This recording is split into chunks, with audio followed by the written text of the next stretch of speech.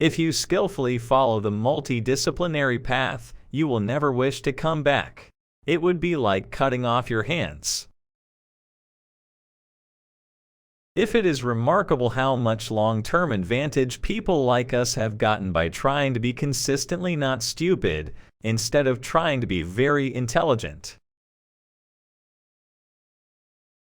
Just because you like it does not mean that the world will necessarily give it to you. I try to get rid of people who always confidently answer questions about which they don't have any real knowledge. I always say I want to know where I would die so I can never go there.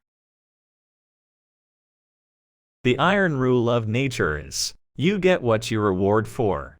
If you want ants to come, you put sugar on the floor. We're just not interested in taking a substantial chance of taking a lot of very decent people back to go so we can have one more zero on our net worth. I think Warren and I know the edge of our competency better than other people do. I paid no attention to the territorial boundaries of academic disciplines, and I just grabbed all the big ideas that I could.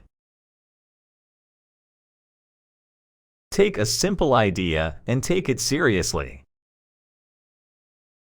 People calculate too much and think too little.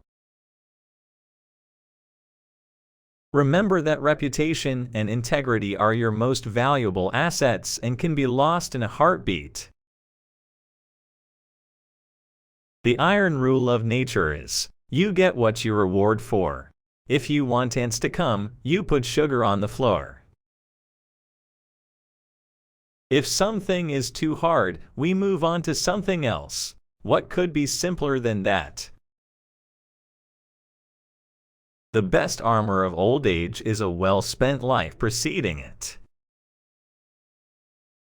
We have 3 baskets, in, out, and too tough. We have to have a special insight, or we'll put it in the too tough basket.